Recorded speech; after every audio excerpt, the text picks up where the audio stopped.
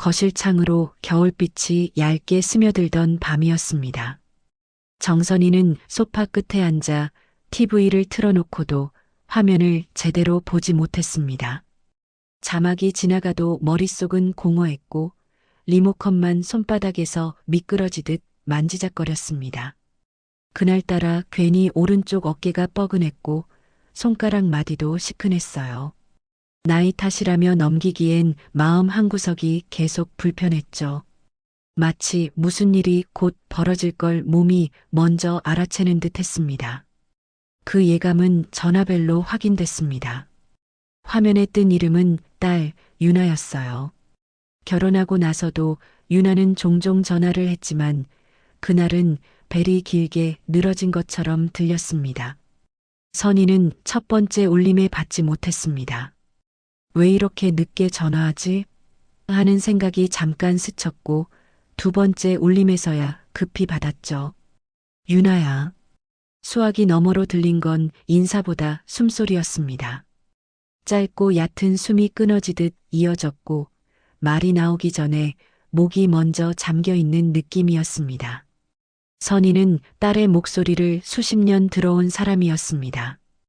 딸이 괜찮은 척할 때의 호흡이 어떤지, 울음을 삼킬 때 혀가 어떻게 굳는지 그런 것들을 굳이 설명하지 않아도 알 수 있었어요. 엄마 나 괜찮아. 유나는 첫 마디부터 괜찮다를 꺼냈습니다. 말이 앞서는 순간 선희의 표정이 굳었습니다. 정말 괜찮은 사람은 괜찮다는 말로 시작하지 않으니까요. 선희는 딸을 몰아붙이지 않으려 일부러 목소리를 낮췄습니다.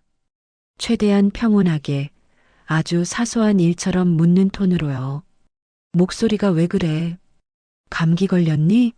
숨이 가쁘네. 아니, 감기 아니고 그냥 좀 바빴어. 바빴는데도 지금 전화한 거면 엄마가 들어야 하는 얘기지? 선희가 단정 짓듯 말하자 유나는 잠깐 침묵했습니다. 그 짧은 침묵이 더 많은 말을 했습니다. 선희는 그 침묵을 깨지 않았습니다. 대신 기다렸어요. 기다리는 동안 선희는 유나가 결혼했을 때의 얼굴을 떠올렸습니다. 예쁘게 웃으면서도 눈밑이 조금 떨리던 딸의 표정, 엄마 걱정하지 말라고 말하면서도 손을 꽉 쥐던 습관. 선희는 그때도 느꼈습니다. 딸이 무언가를 참아 넘기고 있다는 걸요. 엄마 내일 시어머니 칠순 잔치 있잖아. 유나가 마침내 본론을 꺼냈습니다. 선희는 그래, 그거 하고 속으로 고개를 끄덕였어요. 잔치가 있는 건 들었습니다. 다만 선희는 식당 잡았겠지 정도로만 생각했죠. 유나가 결혼한 뒤로도 시댁 행사에는 웬만하면 말을 아꼈고 선희도 괜히 딸 마음을 흔들까 싶어 더 묻지 않았습니다. 그런데 그날은 유나가 직접 먼저 꺼냈습니다. 그것만으로도 정상은 아니었죠. 유나야, 잔치 준비 때문에 힘들어? 어디서 하니? 호텔이야? 유나는 한숨인지 울음인지 모를 숨을 내뱉었습니다. 호텔 아니야. 큰아버지 댁 마당 천막 침대. 천막? 칠순을 마당에서? 응. 그리고 손님이 200명이래. 200이라는 숫자가 나오자 선희의 손끝이 순간 굳었습니다. 숫자 하나가 사람을 이렇게 차갑게 만들기도 하는구나 싶었어요. 200명은 잔치가 아니라 장사였습니다. 가족 행사가 아니라 누군가의 체면을 세우기 위한 행사였고 그 행사의 노동이 딸에게 떨어졌다는 의미였죠. 200명? 유나야, 내가 잘못 들은 거 아니고 명단을 받았어. 친척이랑 동네 지인들이랑 시어머니 친구들까지. 하객처럼 온대. 축의금도 받을 거래. 선희는 그 문장에서 이미 많은 걸 봤습니다. 축의금을 받는 순간 그건 더 이상 소박한 가족잔치가 아니었습니다. 규모를 만들어야 하는 자리였고 규모가 커질수록 준비하는 사람의 몸이 갈려나가겠죠. 선희는 딸이 어떤 일을 맡았는지 바로 물었습니다. 그래서 너는 뭘 하게 됐는데? 유나는 대답을 하는데 말이 자꾸 끊겼습니다. 칼질을 하다가 손이 베었다는 말이 그제야 튀어나왔어요. 엄마 나 오늘 손 베었어. 어디? 많이 베었어? 조금. 그냥 괜찮아. 유나의 괜찮아는 오늘도 진짜가 아니었습니다. 선희는 딸의 손이 어떨지 상상했고 그 순간 속이 울렁했습니다. 선희는 겁을 주는 말을 하고 싶지 않았지만 동시에 딸이 이건 위험한 상황이라고 느끼게 해야 했습니다. 유나야, 내가 다치면 누가 책임져? 며느리니까 괜찮다는 소리 엄마는 못 들어.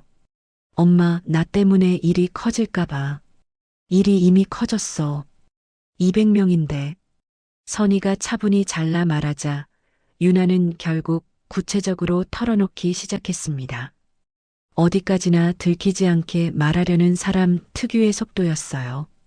빨리 끝내고 싶어서 문장을 삼키고 무섭지만 계속 말해야 하는 사람의 억양이 섞여 있었습니다.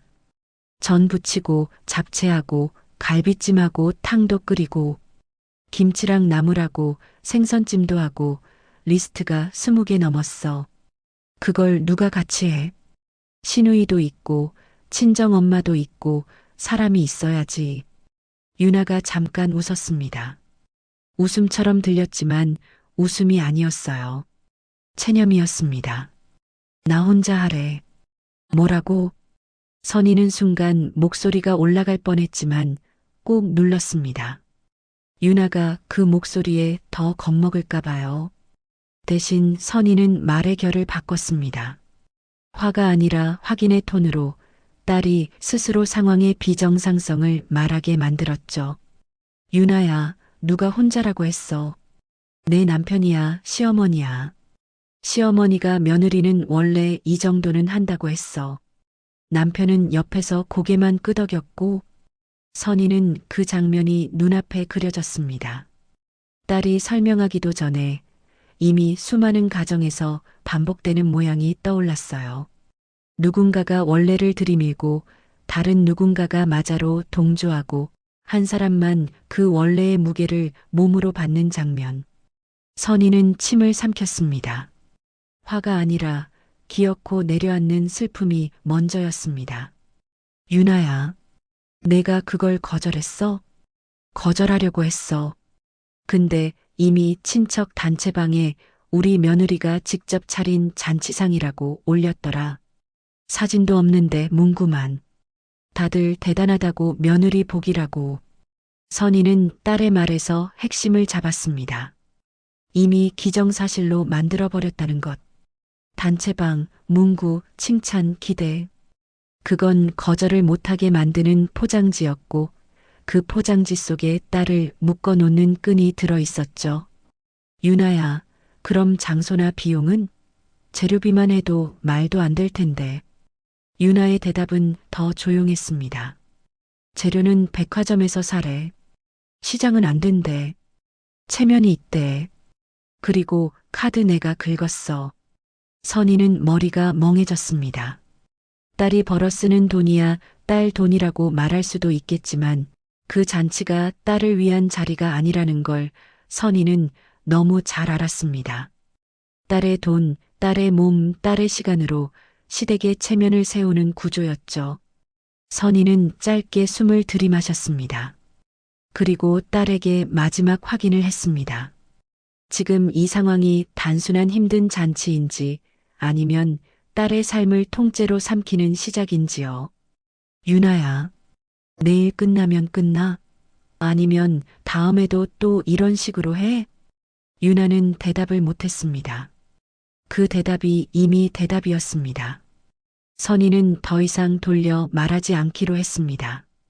다만 유나를 더 두렵게 만들지 않으려고 엄마의 결심을 폭발이 아니라 수습으로 포장했습니다. 유나야, 엄마 내일 갈게. 엄마 오면 안 돼. 시어머니가 엄마 오면 민망하대. 유나가 급하게 말했습니다.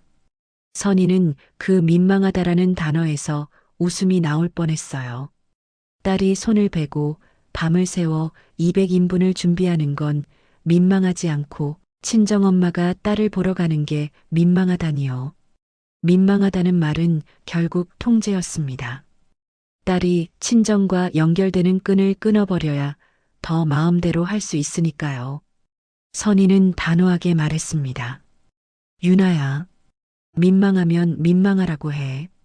민망해야 할 사람이 따로 있지. 너랑 엄마가 민망할 일이 아니야. 엄마나 괜히 더 맞을까봐 무서워. 딸의 말이 아주 작게 튀어나왔습니다.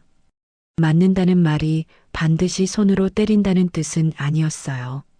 말로 때리고 시선으로 때리고 분위기로 때리고 가족이라는 이름으로 죄책감을 씌워 때리는 것까지 포함한 말이었습니다. 선희는 딸이 그 폭력 안에서 어떻게 숨쉬고 있었는지 그제야 정확히 보였습니다. 선희는 딸에게 묻지 않았습니다. 그동안 왜 말 안 했니? 같은 말은 그 자리에서 딸을 더 무너뜨릴 뿐이니까요. 대신 선희는 행동을 정리했습니다. 내일 장소, 시간, 누가 있는지, 딸이 어디서 어떤 일을 하는지, 그리고 가장 중요한 것 하나, 딸이 빠져나갈 수 있는 출구가 어디인지요. 유나야, 내일 너 잔치 장소에서 어디로 나올 수 있어? 화장실이든 창고든 주방 뒤든 사람들. 눈 피해 잠깐 숨을 곳.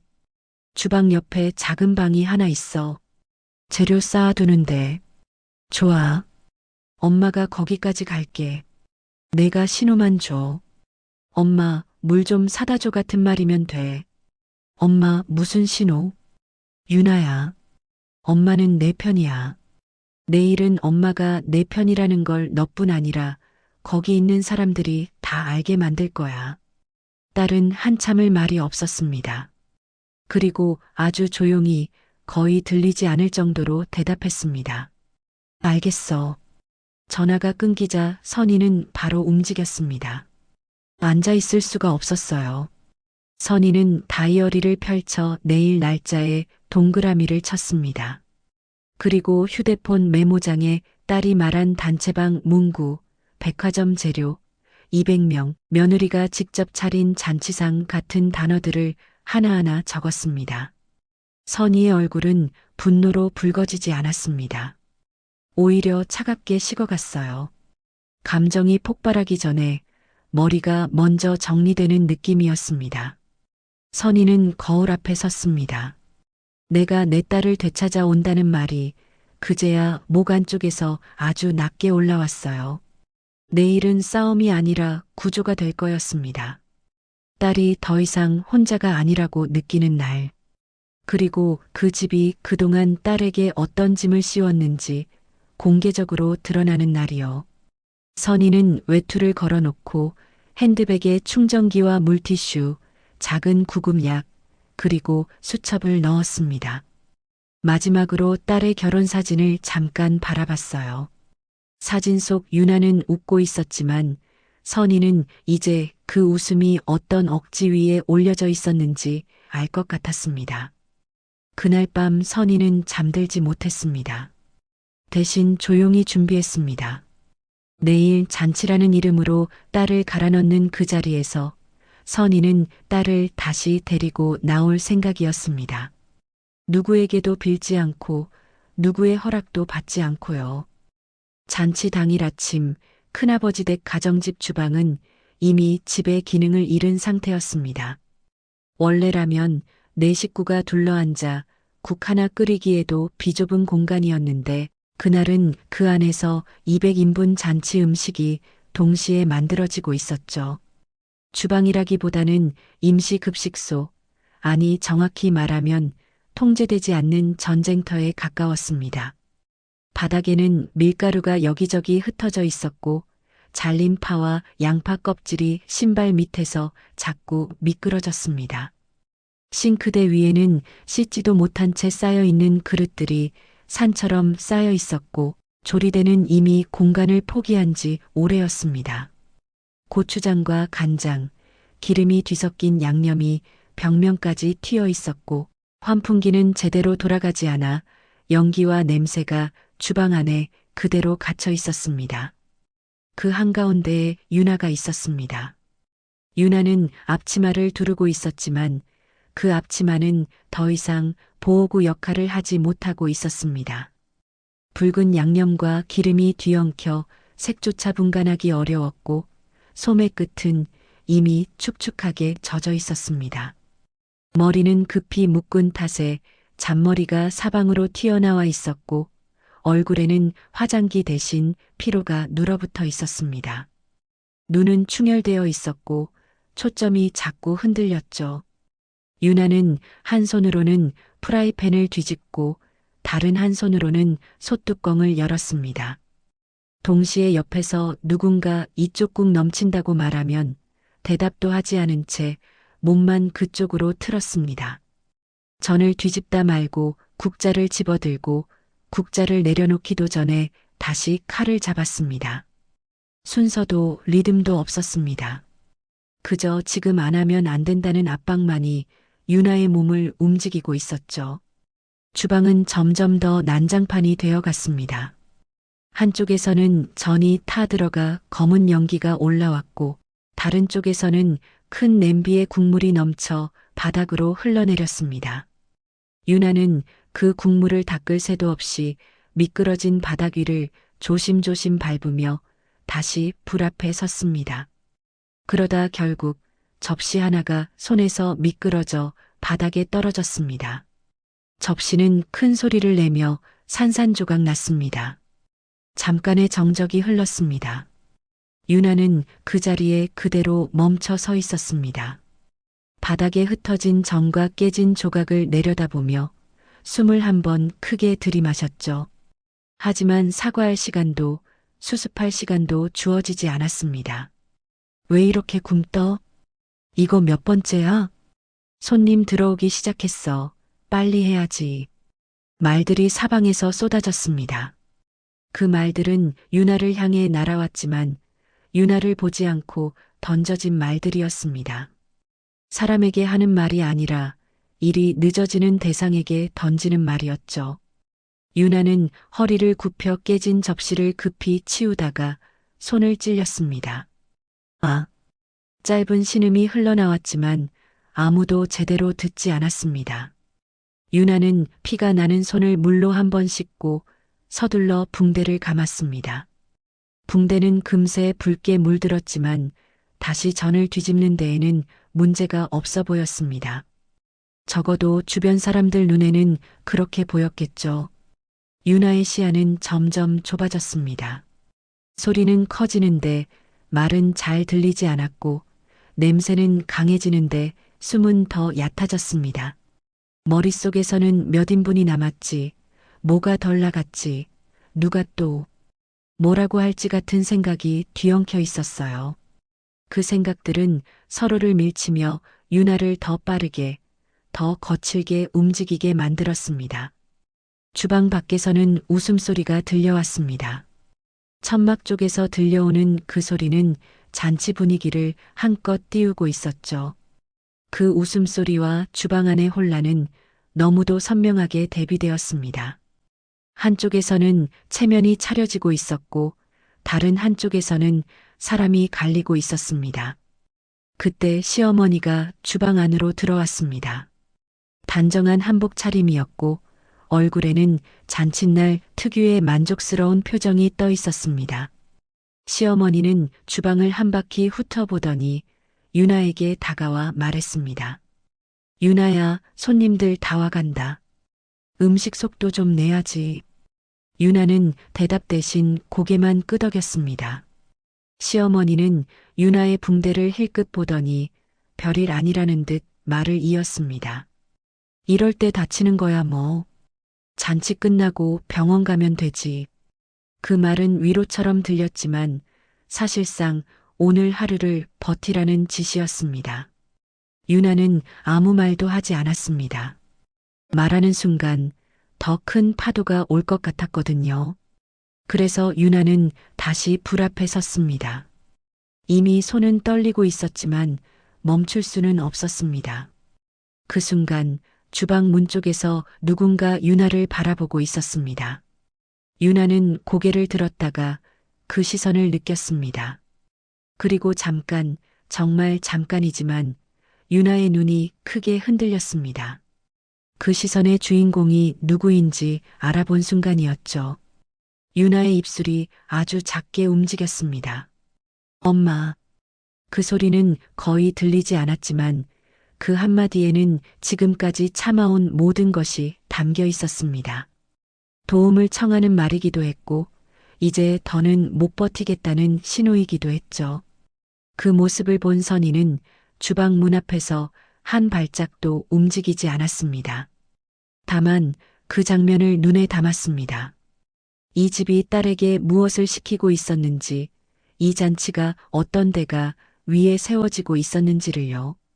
선희의 얼굴에는 분노보다 먼저 결심이 자리 잡았습니다. 이 난장판은 우연이 아니었습니다. 무능이 아니라 구조였고 실수가 아니라 강요의 결과였습니다. 그리고 선희는 알고 있었습니다. 이 주방에서 무너지는 모습이 오늘 모든 사람 앞에서 드러나야 한다는 걸요. 그래야만 딸이 다시 사람으로 돌아올 수 있다는 걸요. 잔치는 이제 막 시작되고 있었습니다. 하지만 진짜 이야기는 이제부터였습니다. 정오가 가까워질수록 잔칫집의 소리는 점점 커졌습니다. 가정집 앞마당에 쳐진 천막 안은 이미 사람들로 가득 차 있었고 접이식 의자마다 누군가가 앉아 있거나 막 앉으려는 참이었죠. 손님들은 서로 안부를 묻고 웃고 사진을 찍었습니다. 누군가는 휴대폰을 들고 이 집 잔치 규모가 장난 아니네라며 영상까지 찍고 있었어요. 잔치는 성공적인 것처럼 보였습니다. 적어도 겉으로는요. 그 성공의 중심에는 체면이 있었습니다. 누가 얼마나 많이 불렀는지, 얼마나 크게 차렸는지, 얼마나 대단한 며느리를 두었는지가 이 자리의 핵심 가치처럼 떠돌고 있었죠. 사람들은 음식의 맛보다 양을 먼저 받고 수고한 사람이 누구인지보다 이 집안 대단하다는 말을 먼저 꺼냈습니다. 주방에서 빠져나온 음식들이 하나둘씩 테이블 위에 올라가기 시작했습니다. 전, 잡채, 갈비찜, 탕. 음식이 나올 때마다 탄성이 터졌고 누군가는 고개를 끄덕이며 말했습니다. 와, 이걸 다 집에서 했다고? 요즘 며느리들 중에 이런 애 드물지. 시어머니 복이 많네. 그 말들은 칭찬처럼 들렸지만 유나의 이름은 빠져 있었습니다. 대신 며느리라는 단어만 반복되었죠. 사람들은 역할을 칭찬했고 그 역할을 수행한 사람의 상태에는 관심이 없었습니다.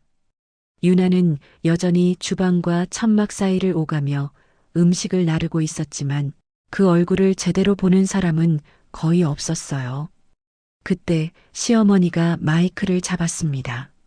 마이크가 켜지는 순간 천막 안의 소음이 자연스럽게 잦아들었습니다.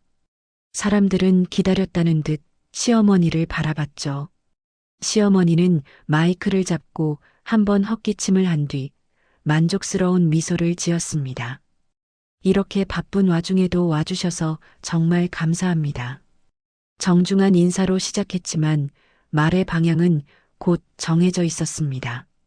시어머니는 잔치의 규모를 언급했고 멀리서 와준 친척들을 치켜세웠으며 무엇보다도 며느리를 이야기하기 시작했습니다. 우리 며느리가요, 요즘 애답지 않게 참 성실합니다. 오늘 음식도 다 우리 며느리가 직접 했어요. 사람들 사이에서 박수가 터졌습니다. 누군가는 어머, 진짜요? 라며 놀란 척했고 누군가는 고개를 크게 끄덕이며 동조했습니다. 그 박수 소리는 유나의 귀에도 들렸습니다. 유나는 음식을 들고 잠깐 멈춰 섰다가 다시 고개를 숙이고 움직였습니다. 박수는 칭찬이었지만 유나에게는 또 하나의 무게였습니다.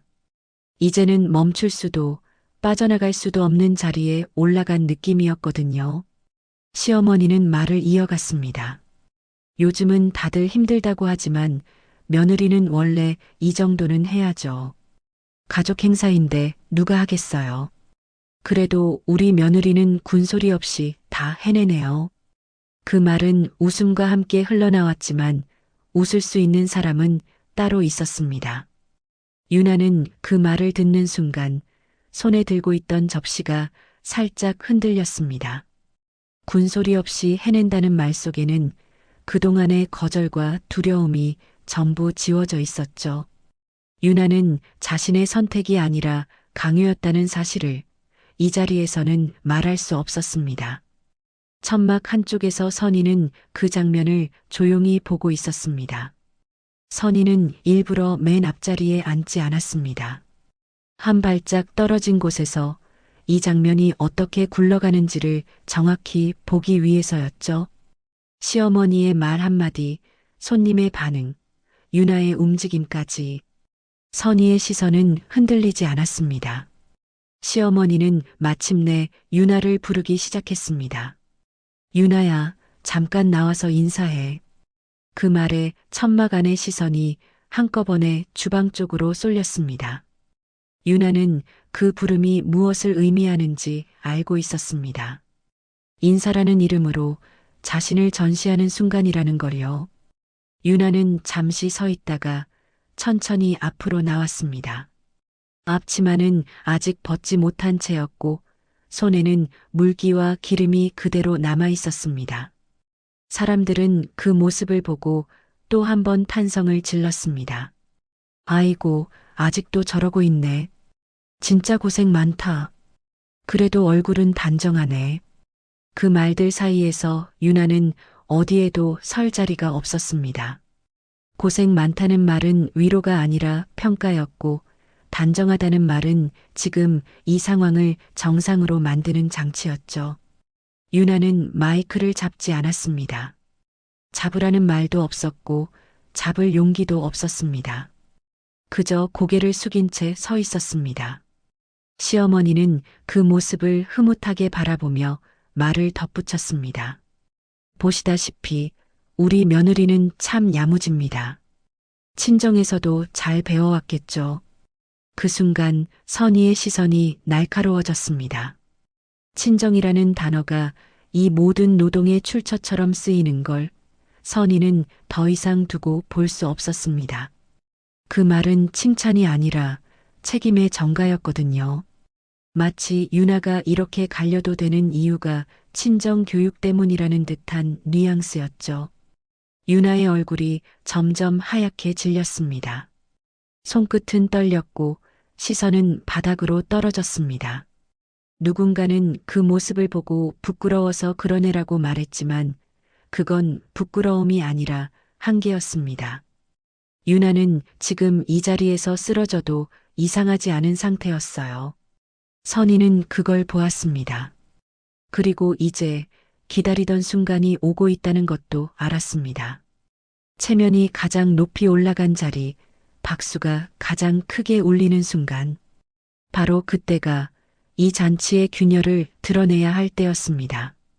선희는 조용히 자리에서 일어났습니다. 아직 말을 하지 않았고 시선도 끌지 않았습니다. 하지만 선희의 움직임은 이미 결정을 향하고 있었습니다. 오늘 이 잔치는 성공적인 칠순 잔치로 끝나지 않을 겁니다. 누군가의 체면 위에 세워진 잔치가 어떤 대가를 요구했는지 드러나는 날이 될 거였습니다.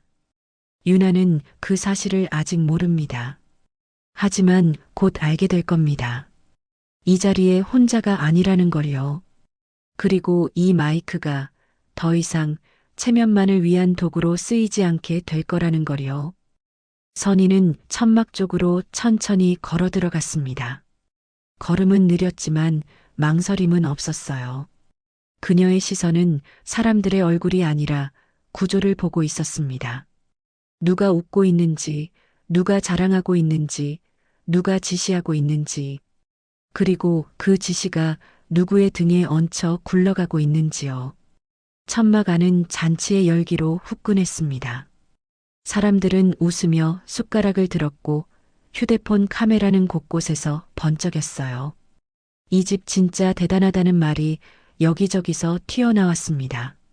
한쪽 테이블에서는 시어머니가 친척들에게 인사를 받으며 주인처럼 앉아 있었고 반대편에서는 유나가 또다시 주방과 천막 사이를 오가고 있었습니다. 유나는 앞치마를 벗지도 못한 채 음식을 나르고 있었는데 그 모습은 손님들이 기대하는 야무진 며느리와는 달랐습니다. 눈이 흔들리고 호흡이 얕았고 걸음이 조금씩 꼬였습니다. 손에 감긴 붕대는 이미 붉게 젖어 있었고 음식을 들고 있는 손목이 자꾸 아래로 처졌습니다. 그런데도 유나는 멈추지 않았습니다. 멈추면 무슨 일이 생길지 아는 사람처럼 몸이 먼저 움직이고 있었죠. 선희는 유나의 동선을 따라가다가 시어머니 쪽으로 시선을 옮겼습니다.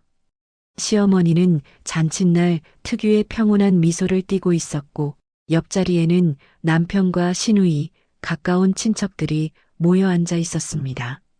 그들은 음식이 나올 때마다 고개를 끄덕이고 유나 쪽을 보며 웃었습니다. 고생한다는 말은 나오지 않았고 대신 우리 집 며느리 봐라 같은 말이 들려왔습니다. 유나는 사람이 아니라 증명서처럼 쓰이고 있었습니다. 선희는 딱 그 지점에서 멈춰섰습니다. 그리고 조용히, 너무 조용해서 오히려 시선이 모이는 방식으로 입을 열었습니다. 안녕하세요. 유나 친정 엄마입니다. 주변의 대화가 몇 초간 멎었습니다. 시어머니는 살짝 놀란 표정을 지었다가 이내 웃음으로 눌러 덮었습니다. 그녀는 선희를 위아래로 훑어보고는 친절한 톤을 꺼냈습니다. 아이고, 친정 어머님 오셨네요. 먼 길 오시느라 고생하셨어요. 선희는 가볍게 고개만 숙였습니다. 그 고개 숙임에는 예의만 있었지 동조는 없었습니다. 그녀는 곧바로 유나를 불렀습니다. 유나야, 잠깐 이리 와봐. 유나는 음식 접시를 내려놓고 멈칫했습니다. 지금 이 자리에서 멈추면 욕을 먹을 것 같아. 몸이 먼저 주방 쪽으로 돌아가려 했지만 선희의 목소리는 그보다 단단했습니다. 유나는 한 걸음 또 한 걸음 천천히 선희 앞으로 왔습니다. 선희는 유나의 손을 잡았습니다. 잡는 순간 손이 차고 떨리는 게 느껴졌습니다. 그 손의 떨림은 단순한 피로가 아니었습니다. 며칠, 아니 몇 달을 쌓아온 긴장과 공포가 손끝에 붙어 있었습니다. 선희는 그 손을 놓지 않은 채 유나의 붕대를 봤습니다. 붕대는 제대로 감긴 것도 아니었고 급히 감아놓은 탓에 틈 사이로 피가 배어 나와 있었습니다. 선희는 잠시 말이 없었습니다. 그 침묵이 오히려 큰 소리처럼 천막 안에 울렸습니다. 그러고는 아주 낮은 목소리로 유나에게 물었습니다. 이거 오늘 다친 거니? 유나는 웃으려 했습니다. 괜찮다고 말하는 습관이 튀어나오려 했죠. 하지만 입술만 떨릴 뿐 말이 나오지 않았습니다. 그 작은 지연이 이미 답이었습니다. 그때 시어머니가 끼어들었습니다. 목소리는 여전히 부드러웠지만 말의 결은 단단히 눌러져 있었습니다. 어머님, 걱정하실 것 없어요. 잔치날엔 다들 바쁘니까요. 유나가 원래 야무져서 잘하거든요. 선희는 시어머니를 바라봤습니다. 표정은 차분했지만 눈빛은 결론을 내린 사람의 눈빛이었습니다. 야무져서요? 야무져서 피가 나도 계속 일해야 하는 건가요? 시어머니의 미소가 잠깐 굳었습니다. 주변 친척들이 슬쩍 서로의 얼굴을 봤고 테이블 위에서 숟가락이 멈추는 소리가 여기저기 났습니다. 누군가가 어색하게 웃으며 분위기를 풀려 했습니다. 아이고, 어머님도 놀라셨나 보다. 잔치가 원래. 선희는 그 말을 끊지 않았습니다. 대신 유나에게 다시 시선을 돌렸습니다. 그녀는 유나를 천막 바깥쪽, 주방과 가까운 벽 쪽으로 자연스럽게 데려갔습니다. 사람들의 시선이 따라왔지만 선희는 그 시선을 의식하지 않았습니다. 오히려 의도적으로 보이게 움직였습니다. 지금 이 자리에선 조용한 대화가 아니라 보이는 진실이 필요했으니까요. 선희는 유나에게 천천히 물었습니다. 유나야, 오늘 음식 몇 인분이니? 유나는 목이 막힌 듯 삼켰다가 겨우 대답했습니다. 200명이요. 처음부터 200명이었니? 유나는 고개를 아주 작게 저었습니다. 처음엔 100명이라 했어요. 근데 계속 늘었어요. 선희는 그 말을 듣는 순간 머릿속에서 모든 게 정리되었습니다. 숫자가 늘어난 건 손님이 늘어서가 아니라 체면이 자라서였고 그 체면의 연료는 유나의 노동이었습니다. 선희는 잠깐 시어머니 쪽을 봤습니다. 시어머니는 눈치를 보며 웃고 있었고 옆에 시누이는 선희와 유나를 번갈아 보며 입술을 굳게 다물고 있었습니다. 그때 유나가 아주 작게 말했습니다. 목소리는 바람처럼 얇았고 너무 늦게 나온 소리 같았습니다. 엄마, 그냥 괜찮아. 오늘만 넘기면. 선희는 그 말에 고개를 저었습니다. 단호하지만 차갑지는 않은 방식이었습니다. 엄마가 딸을 구하려고 할 때의 표정이었습니다. 오늘만 넘기면 또 다음이 생겨. 그게 원래 그래. 유나는 눈을 깜빡였습니다. 그 깜빡임 사이로 눈물이 맺혔다가 유나는 또 참으려 했습니다. 선희는 그걸 보며 더 이상 시간을 끌지 않기로 했습니다. 지금 유나의 몸 상태는 버티는 방향으로 가지 못했습니다. 선희가 움직여야 했습니다. 선희는 천막 안쪽 사람들이 가장 많이 모여 있는 중앙 테이블을 향해 걸어갔습니다. 시어머니가 급히 일어나 선희를 막으려 했지만 선희의 걸음은 멈추지 않았습니다. 선희가 테이블 앞에 서자 누군가가 조용히 말했습니다. 어머님, 무슨 일? 선희는 테이블을 내려다보았습니다. 음식을 담은 접시들 사이에 유나가 정신없이 옮겨둔 그릇들, 아직 덜 익은 전, 눌어붙은 찜, 그리고 급히 덮어둔 뚜껑들이 섞여 있었습니다. 겉보기엔 풍성했지만 가까이 보면 정상적인 준비가 아니었습니다. 사람 하나를 갈아 넣어 억지로 채운 풍성함이었죠. 선희는 시어머니를 똑바로 바라보며 말했습니다. 제가 하나만 확인할게요. 오늘 이 음식 준비 누가 시킨 건가요? 시어머니는 잠깐 말을 고르더니 웃음으로 버텼습니다. 어머님도 참 가족 행사잖아요. 다 같이 하는 거죠. 다 같이요? 선희는 천막을 둘러보았습니다. 앉아서 웃고 있는 사람들, 숟가락을 들고 있는 사람들, 마이크를 잡던 사람들. 그들 중 누구도 주방에서 나오지 않았습니다. 선희는 그 사실을 말로 설명하지 않았습니다. 그저 질문을 한 번 더 던졌습니다. 그럼 지금 다 같이 하러 주방 들어가실 분, 손 들어보세요. 몇 초간 정막이 흘렀습니다. 누군가가 헛기침을 했고 누군가는 물을 마셨습니다. 아무도 손을 들지 않았습니다. 선희는 그 침묵을 그대로 두었습니다. 이 잔치의 진실은 결국 침묵 속에서 가장 크게 드러났으니까요. 선희는 고개를 끄덕였습니다. 알겠습니다. 그럼 오늘 이 자리는 축하 자리이기 전에 누가 누구를 어디까지 쓰는 자리인지부터 확인하고 끝내겠습니다. 시어머니의 얼굴이 굳어졌습니다. 시누이가 급히 다가오려 했고 남편도 자리에서 일어났습니다. 하지만 선희는 그 누구의 말에도 휘둘리지 않았습니다. 그녀는 유나를 다시 한번 바라봤습니다. 유나는 천막 가장자리에서 서 있었고 얼굴은 하얗게 질려 있었지만 눈빛 어딘가에는 기대가 섞여 있었습니다. 무너진 사람이 마지막으로 품는 작은 희망 같은 것 말입니다. 선희는 그 눈빛을 놓치지 않았습니다. 이제 잔치는 돌아갈 수 없었습니다. 선희는 마음속으로 결심했습니다. 오늘 여기서 끝낸다. 딸을 다시 데려온다.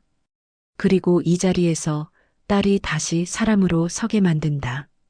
다만 뒤집어 엎는 것은 감정이 아니라 증거와 명분이어야 했습니다.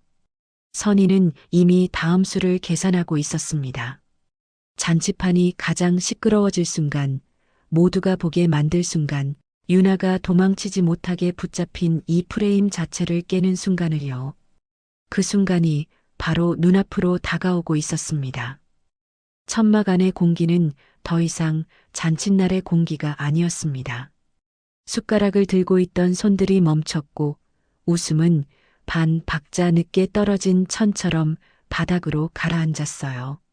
선희는 그 정적을 일부러 깨지 않았습니다. 침묵은 때로 가장 강한 질문이 되니까요. 선희는 천천히 가방을 내려놓았습니다. 가방을 여는 동작은 조급하지 않았고 그 속도는 오히려 사람들을 더 불안하게 만들었습니다. 그녀가 꺼낸 것은 화려한 것도 위협적인 것도 아니었습니다. A사 봉투 몇 장과 휴대전화 하나였죠. 그러나 그 사소한 물건들이 이 자리를 바꾸기엔 충분했습니다. 유나는 천막 가장자리에서 그 모습을 지켜보고 있었습니다. 엄마의 손이 떨리지 않는다는 사실이 이상하게 느껴졌어요. 늘 자신보다 먼저 걱정하고 먼저 무너질 것 같던 엄마였는데 지금의 엄마는 단단했습니다. 유나는 그 단단함이 무엇에서 나오는지 알 것 같았습니다. 참아온 시간이 길수록 결심은 조용해진다는 것을요. 선희는 봉투에서 종이를 한 장 꺼냈습니다. 그리고 천막 안쪽 가장 사람들이 많이 모여 있는 테이블 위에 그 종이를 내려놓았습니다. 바람에 종이가 살짝 들썩였고 옆에 앉아있던 친척이 무의식적으로 고개를 숙여 글자를 읽었습니다. 그 얼굴이 순간 굳어졌습니다. 이게 뭐야? 누군가 낮게 물었습니다. 선희는 대답하지 않았습니다. 대신 종이를 한 장 더 꺼냈고 또 한 장을 꺼냈습니다. 테이블 위에는 계산서, 문자 출력본, 단체 대화 캡처 화면이 차례로 놓였습니다. 제목은 없었지만 내용은 명확했습니다. 음식 재료비, 추가 인원 통보 메시지, 오늘만 버티면 된다는 말, 어차피 며느리가 하면 된다는 문장들이요. 시어머니의 얼굴이 서서히 굳어갔습니다. 그녀는 웃음을 유지하려 애썼지만 입꼬리가 미세하게 떨렸습니다. 신우이는 선희의 손과 테이블 위를 번갈아 보며 자리를 고쳐 앉았고 몇몇 친척들은 서로 눈빛을 교환했습니다. 잔치의 중심이 음식에서 서리로 이동한 순간이었습니다. 선희는 그제야 입을 열었습니다. 오늘 음식 처음에 100명이라 하셨죠. 이 메시지에 그렇게 적혀 있습니다. 선희는 한 장의 출력물을 들어 보였습니다. 날짜와 시간, 이름이 선명하게 찍혀 있었어요. 그리고 이틀 뒤에 150, 어제는 200으로 늘었습니다. 이건 인원 늘어난 걸 통보한 메시지고요. 사람들의 시선이 메시지를 따라 움직였습니다. 누군가 작게 숨을 들이마셨습니다. 선희는 숨을 고르듯 말을 이어갔습니다. 재료비는 누가 냈는지도 적혀 있습니다. 유나 이름으로 결제된 내역들이고요. 유나는 그 말에 고개를 숙였습니다. 사실이었지만 이렇게 공개될 줄은 몰랐습니다. 그녀는 엄마가 어디까지 알고 있는지 처음으로 실감했습니다. 선희는 유나를 한번 바라봤다가 다시 시어머니 쪽으로 시선을 돌렸습니다. 그리고 이건 잔치 하루 전 밤 11시에 온 메시지입니다. 선희는 휴대전화를 들어 화면을 보여주었습니다. 글자는 크지 않았지만 가까이 있던 사람들은 충분히 읽을 수 있었습니다. 조금만 더 해. 오늘은 체면이 중요해. 체면이라는 단어가 천막 안에 떨어졌습니다. 선희는 그 단어를 그대로 두지 않았습니다. 체면을 위해 누군가는 피를 흘려도 된다는 뜻으로 읽힙니다. 시어머니가 그제야 말을 꺼냈습니다. 어머님, 이건 오해예요. 다들 도와주겠다고 했고. 선희는 고개를 저었습니다. 말은 끊지 않았지만 부정의 의미는 분명했습니다. 도와주겠다고요? 그럼 지금 주방에서 나와 계신 분들 중 한 분이라도 손에 기름 묻히신 분 계신가요? 선희는 천막을 천천히 둘러봤습니다. 시선이 닿는 곳마다 사람들이 고개를 피했습니다. 누군가는 물을 마셨고 누군가는 휴대전화를 내려다봤습니다. 아무도 대답하지 않았습니다. 선희는 그 침묵을 한 번 더 눌렀습니다. 도와주겠다고 한 말이 어디까지였는지 이제 다들 아시겠죠? 그때 신우이가 한 발짝 나섰습니다. 언니, 그래도 잔치인데 이렇게까지. 선희는 신우이를 바라보며 낮게 말했습니다. 잔치라서요. 그래서 더 이렇게 합니다. 그 말은 비난이 아니라 선언에 가까웠습니다. 잔치라는 이름 아래 얼마나 많은 것들이 묻혀왔는지를 드러내는 선언이었죠. 선희는 마지막으로 한 장을 더 꺼냈습니다. 병원 진료 확인서였습니다. 날짜는 오늘 오전, 상처 부위는 손과 손목, 과로와 탈수라는 문구가 적혀 있었습니다. 선희는 그 종이를 유나 앞에 내려놓았습니다. 이건 유나 몸입니다. 유나의 숨이 크게 흔들렸습니다. 그동안 아무도 묻지 않았던 몸 상태가 처음으로 문서가 되어 테이블 위에 놓였어요. 몇몇 친척들의 표정이 달라졌습니다. 누군가는 고개를 떨궜고 누군가는 얼굴을 찌푸렸습니다. 선희는 시어머니를 똑바로 보며 말했습니다. 오늘 이 잔치는 여기까지입니다. 시어머니의 눈이 커졌습니다. 무슨 말씀이세요? 음식은 충분히 나왔고 더 나올 음식은 없습니다. 주방은 닫습니다. 그 말에 천막 안이 술렁였습니다. 누군가는 항의하려 했고 누군가는 상황을 이해하려 애썼습니다. 선희는 그 반응들을 하나하나 받아내지 않았습니다. 그녀의 목적은 설득이 아니라 종료였으니까요. 유나가 떨리는 목소리로 말했습니다. 엄마, 나 때문에 분위기. 선희는 고개를 저었습니다. 아니야. 오늘 분위기를 망친 건 내가 아니야. 선희는 유나의 어깨에 손을 올렸습니다. 그 손길은 무거웠지만 안정적이었습니다. 이제 그만하자. 너 집에 가.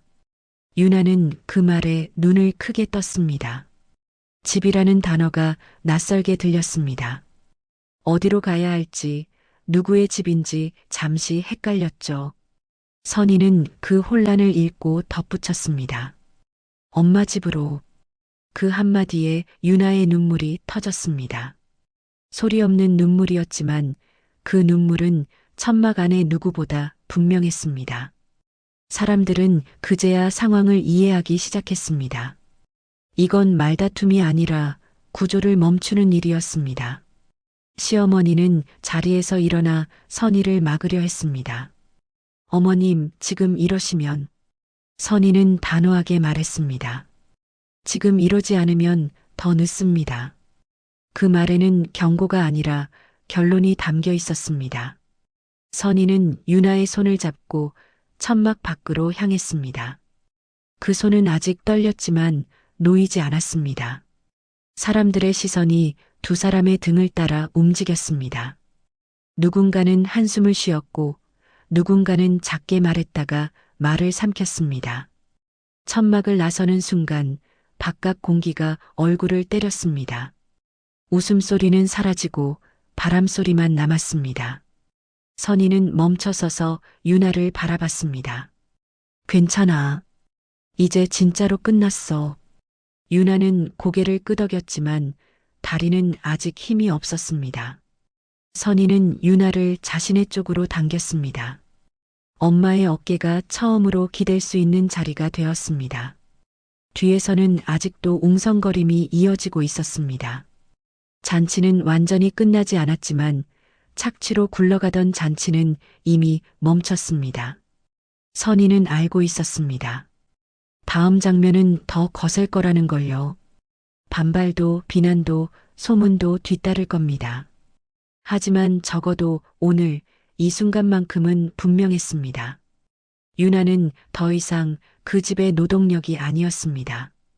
선희는 딸의 손을 놓지 않은 채 다음을 준비하고 있었습니다. 이제 남은 것은 한 가지였습니다. 완전히 되찾는 일이었죠. 잔치가 멈춘 뒤의 시간은 이상할 만큼 조용했습니다. 어제까지 천막을 채우던 웃음과 소음은 흔적도 없이 사라졌고 동네는 아무 일도 없었다는 듯 평소의 속도로 돌아가고 있었죠. 하지만 조용함은 평온이 아니었습니다. 선희의 집 안에는 팽팽하게 당겨진 실 같은 긴장감이 감돌고 있었습니다. 유나는 거실 소파에 앉아 있었습니다. 정확히 말하면 앉아 있었다기보다는 몸을 겨우 얹어둔 상태에 가까웠어요. 어깨는 잔뜩 움츠러들어 있었고 손은 무릎 위에서 계속 꼼지락거렸습니다. 붕대는 어젯밤보다 더 단단히 감겨 있었지만 손끝의 떨림은 가라앉지 않았습니다. 잠을 거의 못 잔 얼굴이었죠. 선희는 주방에서 물을 끓이고 있었습니다. 컵에 따뜻한 물을 부어 유나 앞에 내려놓으며 말했습니다. 천천히 마셔. 급하게 마시면 속상해. 유나는 고개를 끄덕이며 컵을 두 손으로 감싸쥐었습니다. 따뜻함이 손바닥에 닿자 그제야 숨이 조금 내려가는 것 같았습니다. 잠시 침묵이 흘렀습니다. 유나는 말을 꺼내려다 몇 번이나 멈췄고 선희는 그걸 재촉하지 않았습니다. 지금은 말보다 회복이 먼저였으니까요. 그때 초인종이 울렸습니다. 짧고 단호한 소리였습니다. 유나의 어깨가 순간 움찔했습니다. 몸이 먼저 반응한 거였죠. 선희는 유나를 보며 낮게 말했습니다. 괜찮아. 앉아 있어. 선희는 현관으로 걸어가 문을 열었습니다. 예상대로 그 앞에는 시어머니와 사위, 그리고 시누이가 서 있었습니다. 모두 어제보다 훨씬 굳은 얼굴이었고 웃음은 완전히 지워져 있었습니다. 어머님, 잠깐 얘기 좀 합시다. 시어머니의 말투는 어제의 부드러움과 달랐습니다. 요구에 가까운 목소리였죠. 선희는 문을 완전히 열지 않은 채 한 발 앞에 서서 대답했습니다. 할 말 없습니다. 그 말에 사위가 먼저 목소리를 높였습니다. 어머니, 어제는 너무하셨어요. 사람들 다 보는 데서 그렇게 망신을. 선희는 그의 말을 끝까지 듣지 않았습니다. 차분하게 그러나 분명하게 끊었습니다. 어제는 망신이 아니라 중단이었어요. 구분부터 하세요. 시어머니의 얼굴이 굳었습니다. 가족 행사잖아요. 그걸 그렇게까지 공개적으로. 가족이면 더 그러면 안 됐죠. 선희의 목소리는 높지 않았지만 단단했습니다. 가족이라는 말로 사람 하나를 갈아넣는 건 행사 아닙니다. 잠시 정적이 흘렀습니다. 시누이가 선희의 얼굴을 똑바로 보지 못하고 시선을 피했습니다. 그 반응만으로도 선희는 이 집안에서 누가 어디까지 알고 있었는지 알 수 있었습니다. 그때 유나가 거실 쪽에서 조용히 말했습니다. 엄마. 선희는 고개를 돌려 유나를 봤습니다.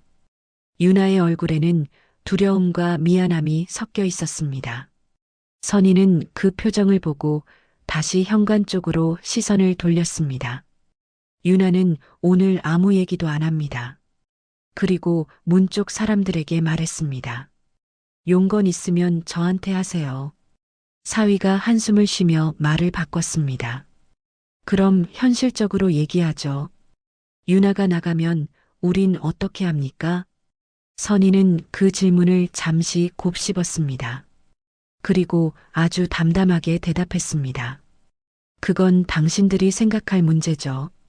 시어머니가 그제야 목소리를 높였습니다.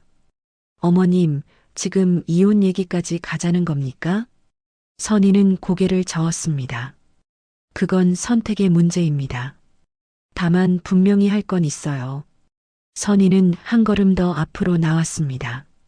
문턱을 완전히 넘어 상대의 공간으로 들어가는 동작이었습니다. 유나는 다시 제 딸로 돌아왔습니다.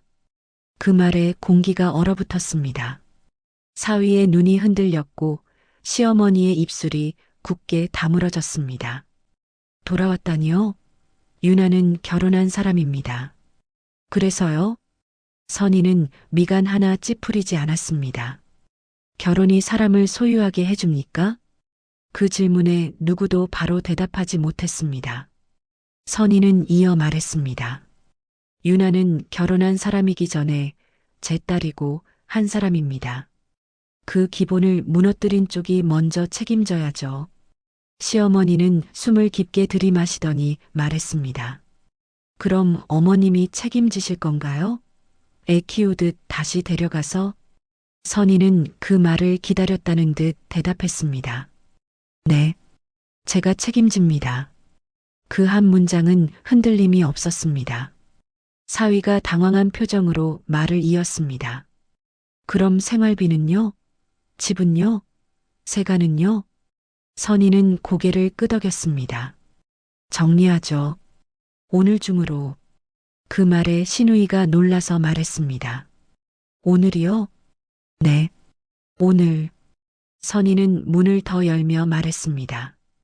유나 물건은 제가 직접 가지러 갑니다. 더 이상 맡겨두지 않습니다. 유나의 숨이 크게 흔들렸습니다. 그동안 상상만 하던 말이 현실이 되는 순간이었죠.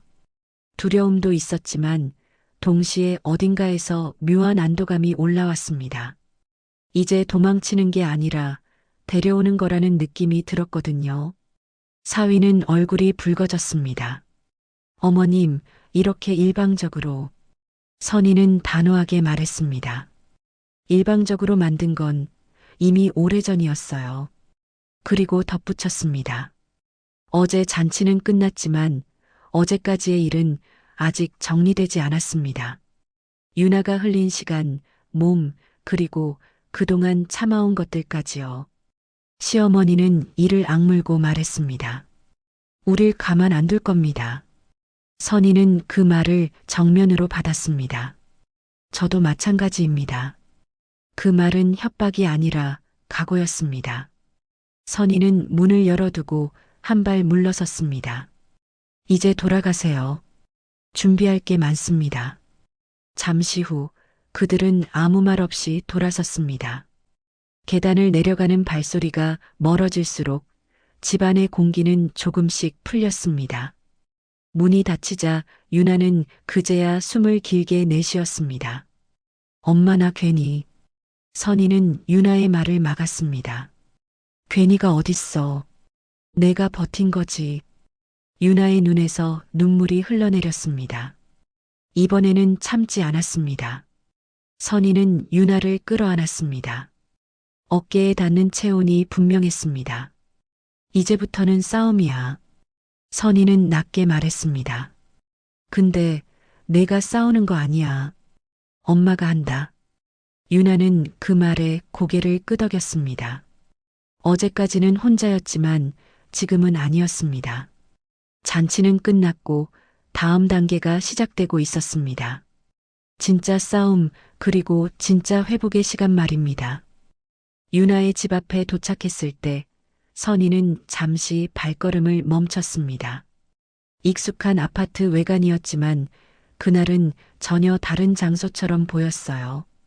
그동안 유나가 괜찮다고 말하며 돌아다니던 공간, 아무 일 없다는 듯 사진을 찍어 보내던 공간이었습니다. 선희는 그 말들이 어디까지 사실이었는지 이제야 확인하게 될 거라는 걸 알고 있었습니다. 문을 열고 들어간 순간 선희는 직감했습니다. 이 집은 사람이 쉬는 집이 아니라 버티는 집이었다는 것을요. 현관부터 정리가 되어 있지 않았습니다. 신발은 제각각 흩어져 있었고 유나의 신발은 늘 구석에 밀려 있었습니다. 그 위에 남편의 구두가 얹혀 있었죠. 작은 장면이었지만 선희의 눈에는 구조처럼 보였습니다. 누가 먼저 밀리고 누가 중심에 서 있었는지가요. 거실로 들어가자 더 분명해졌습니다. 테이블 위에는 잔치 준비를 하며 사용했을 법한 비닐봉지와 영수증들이 아직도 정리되지 않은 채 쌓여 있었고 한쪽에는 시어머니가 쓰다 두고 간 듯한 한복 보자기가 놓여 있었습니다. 이 집의 중심이 유나가 아니라는 증거들이 곳곳에 남아 있었죠. 유나는 말없이 안으로 들어갔습니다. 자신의 집인데도 주인처럼 걷지 못했습니다. 습관처럼 눈치를 보며 발걸음을 옮겼고 선희는 그 모습을 보며 속으로 숨을 고르듯 분노를 눌렀습니다. 화를 내기엔 지금은 확인이 먼저였으니까요. 짐은 어디에 있어? 선희의 질문에 유나는 잠시 망설이다가 안방 쪽을 가리켰습니다. 내 건 여기랑 저 방 조금. 안방 문을 여는 순간 선희는 한숨을 삼켰습니다. 방은 넓었지만 유나의 흔적은 거의 보이지 않았습니다. 옷장 한 칸, 서랍 2개. 그마저도 반은 비어 있었어요. 대신 남편의 옷과 물건들이 방 대부분을 차지하고 있었습니다. 화장대 위에는 유나의 화장품이 아니라 시어머니가 두고 간 크림과 약통이 놓여 있었습니다. 선희는 아무 말 없이 옷장을 열어보았습니다. 유나의 옷들은 계절과 상관없이 구겨진 채 몰려 있었고 오래 입지 못한 흔적이 그대로 남아 있었습니다. 그 옷들을 손에 들자 선희의 손끝이 잠깐 멈췄습니다. 유나가 이 옷들을 입고 밖에 나갈 여유조차 없었다는 게 느껴졌기 때문입니다. 이 방 내 방 맞니? 유나는 고개를 숙였습니다. 같이 쓰는 방이니까. 선희는 그 말을 곧이곧대로 듣지 않았습니다. 대신 작은 방, 흔히 말하는 남는 방으로 향했습니다. 그 방은 더 명확했습니다. 유나의 물건들이 모여 있는 공간, 하지만 생활의 중심이 아닌 치워진 자리였죠. 다림질하지 못한 옷들, 구석에 밀린 가방, 아직 풀지 못한 상자 하나가 그대로 놓여 있었습니다. 선희는 그 상자를 열었습니다. 안에는 유나의 개인 서류와 병원 진료 기록, 오래된 일기장이 들어 있었습니다. 일기장은 누군가에게 들킬까봐 깊숙이 숨겨둔 듯 했습니다. 선희는 일기장을 꺼내 들고 한 페이지를 넘겼습니다. 글씨는 반듯했지만 문장은 짧고 조심스러웠습니다. 오늘도 사람이 많았다. 말 안 하면 넘어간다. 괜히 말하면 더 힘들어진다. 선희는 그 문장들을 천천히 읽었습니다.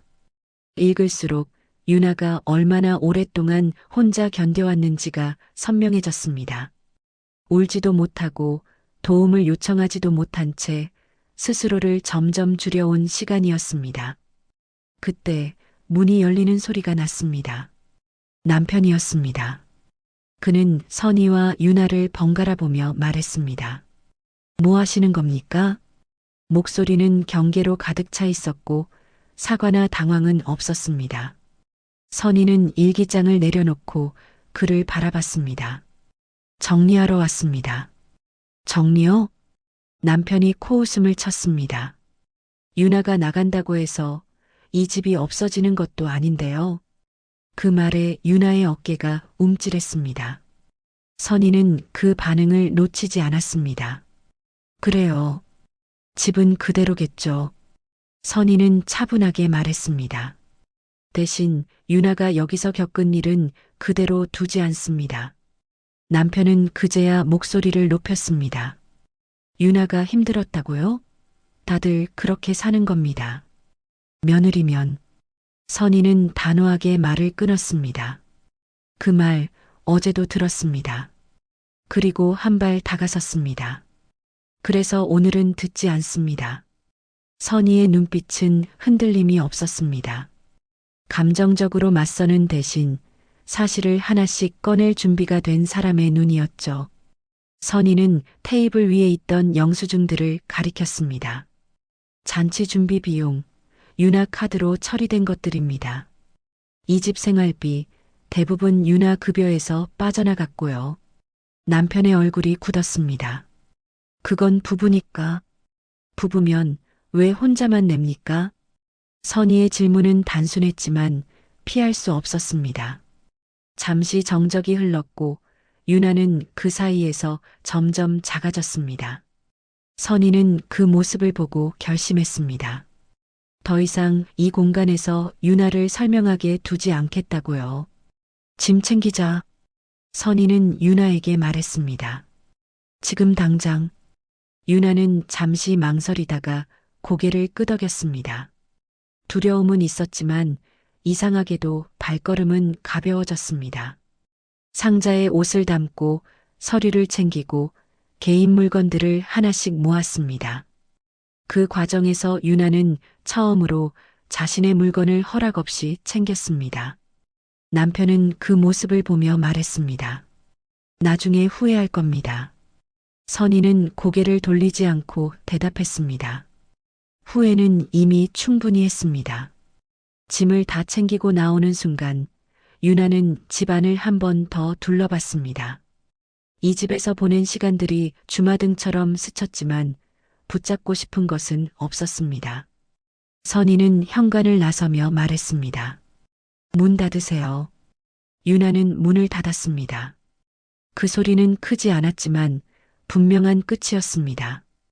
엘리베이터 안에서 유나는 처음으로 깊은 숨을 내쉬었습니다. 엄마.